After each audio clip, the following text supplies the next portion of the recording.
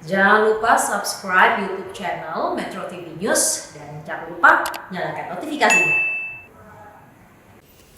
Pemirsa, untuk mengetahui lebih jauh tentang tim KOS atau tim khusus terorisme yang dibentuk Zulkarnain, saya akan berbincang dengan anggota Satgas Anti Teror Polri, Benny Mamoto. Selamat sore Pak Benny. Selamat sore. Pak Benny, Anda sudah lama memantau gerak-gerik Zulkarnain. Bisa Anda ceritakan lebih jauh tentang tim khusus terorisme atau tim KOS, bentukan Zulkarnain ini? Apa sebetulnya tugas tim khusus ini, siapa saja anggotanya, dan apa saja aksi mereka? Ya, kalau bicara penelusuran memang dari sejak 2001 ketika saya meriksa para tahanan teroris di Singapura, Malaysia, Filipina, kemudian bahkan ke Afghanistan, di situ nama Zulkarnain sudah muncul. Nah, kemudian kami dalami lebih lanjut perannya. Apa yang sudah disampaikan oleh beliau memang benar, dan beliau lebih disebut sebagai panglima askarinya, jadi panglima militernya. Kemudian beberapa nama yang disebut, sebagian juga waktu itu sudah tertangkap dan kami periksa, seperti Saad Ahmad Royhan. Dia kebetulan sudah meninggal dunia karena sakit. Nah, dari pemeriksaan itu terungkaplah bahwa unit KOS memang dibentuk, susunannya adalah personil-personil yang terlatih, terutama alumni dari Afghanistan, juga ada yang alumni dari pusat pelatihan militer di Mindanao Selatan, dari Kem Abu Bakar. Nah, inilah yang kemudian mereka diorganisir menunggu perintah untuk target-target tertentu. Nah, ketika itu kalau untuk bom Bali 1 tentunya berbicara adanya fatwa Osama bin Laden. Ya. Maka pendanaannya dari Al-Qaeda. Nah, ada satu hal yang menarik, bahwa ternyata dalam beberapa konflik, entah di Ambon, entah di beberapa daerah, Poso dan sebagainya, ternyata peran dari Zulkarnain ada. Dia ternyata juga menggerakkan orang-orang, bahkan membeli bahan baku bom seperti potasium sampai 1 ton, itu juga distribusikan dalam rangka membuat bom untuk di daerah-daerah konflik. Nah, ini yang perlu dipelajari untuk nanti kita jadi tahu ketika mengurai konflik-konflik yang ada di Indonesia, sejauh mana peran dari mereka ini. Oke, Pak, jadi mereka memanfaatkan konflik yang sedang terjadi di Ambon, di Poso. Apa sebetulnya tujuan mereka menumpangi konflik yang sedang terjadi, Pak? Ya, mereka punya strategi tersendiri. Ini saya peroleh ketika saya menginterview beberapa tahanan JI yang ada di Malaysia, Singapura, khususnya yang senior. Mereka punya strategi tersendiri bagaimana mendirikan Daulah Islamiyah, yaitu kawasan Asia Tenggara, ditambah Maldives, kemudian ditambah lahan garap yang sedang dilakukan termasuk Australia. Nah, mereka punya strategi ini, maka daerah-daerah yang ada konfliknya, mereka ingin masuk. Setelah masuk, mereka ingin menguasai. Ini strategi mereka. Jadi, salah satu hal yang saya temukan, ketika saya meriksa tahanan di Singapura, ternyata penggalangan dana terjadi di sana. Dengan menjual VCD tentang konflik Ambon. Tetapi isinya dibuat sedemikian rupa, seolah-olah di sana terjadi perlakuan yang semena-mena terhadap kelompok tertentu. Inilah yang untuk memotivasi bagaimana kemudian mendapatkan simpati dan dana masuk. Nah, dana inilah yang kemudian dialirkan ke daerah konflik. Ada yang untuk membeli kapal, ada yang untuk membeli senjata dan sebagainya. Baik.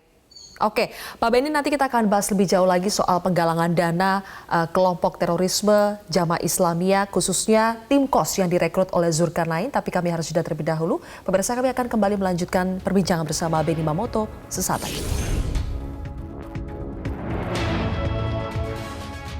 Pemirsa, Zulkarnain juga mengungkapkan beberapa pihak yang ikut membantu aksi terorisme. Berikut pernyataan Zulkarnain selengkapnya. Fase awal memang tidak, tapi kemudian setelah terjadinya pembobolan gudang Brimob Tantoi, sudah mulai banyak senjata, mulailah berdatangan, yaitu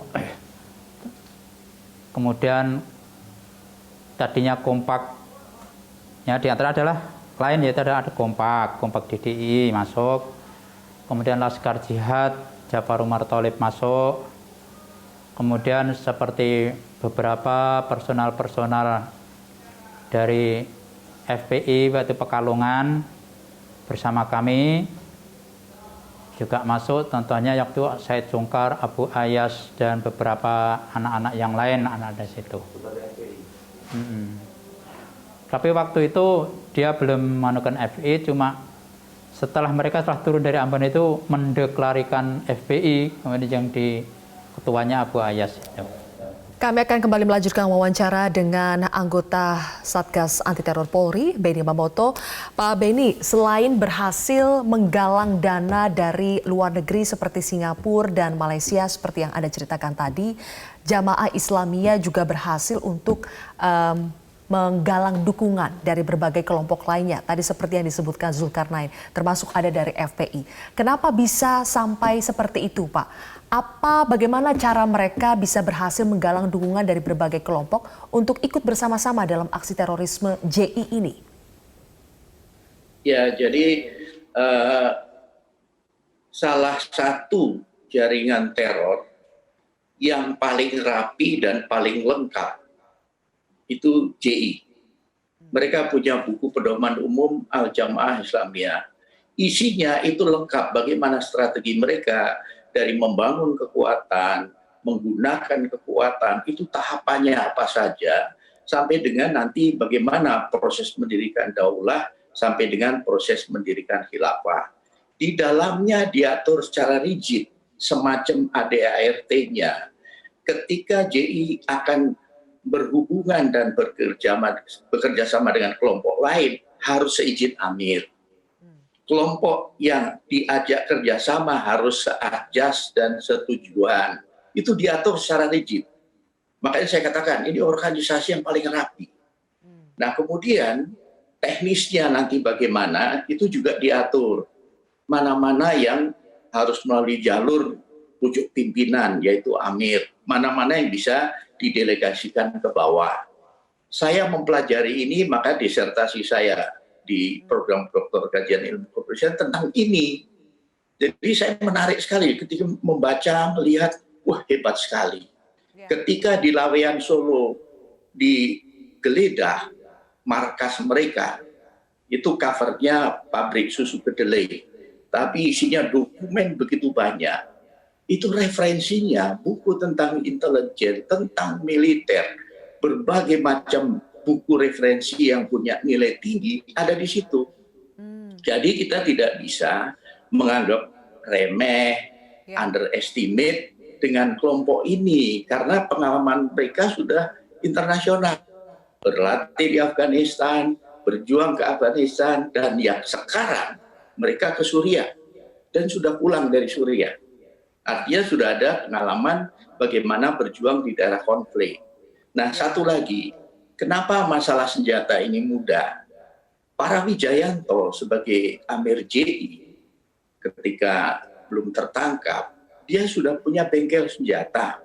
Dan ketika itu dia masih sebagai HRD sebuah perusahaan besar di Jawa Tengah.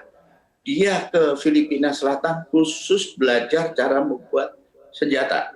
Dan mesinnya dibawa pulang.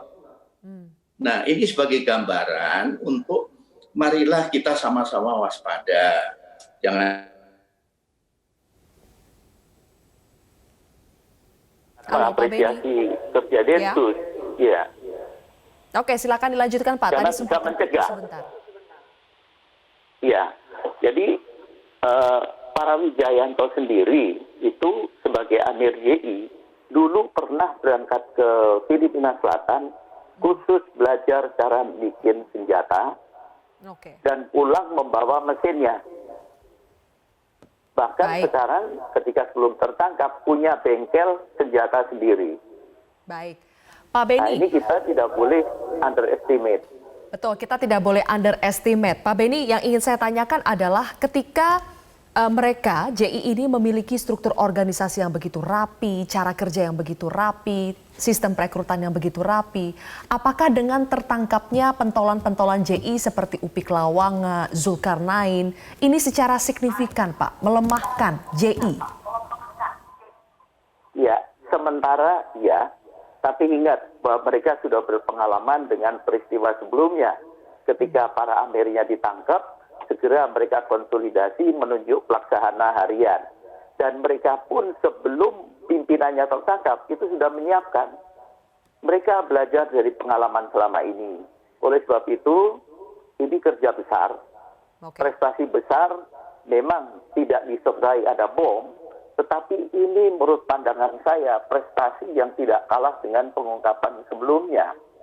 Karena bisa mencegah rencana serangan-serangan besar itu bisa dicegah, tidak sampai timbul korban. Baik kalau begitu, tapi kuncinya adalah kita tidak boleh underestimate ya Pak, meskipun ini adalah tangkapan yang besar, tapi tetap saja ini harus dibongkar lagi, tetap harus dilakukan lagi penyelidikan-penyelidikan lainnya. Terima kasih Pak Beni Mamoto, anggota Satgas Anti Teror Polri telah bergabung bersama kami di Metro hari ini.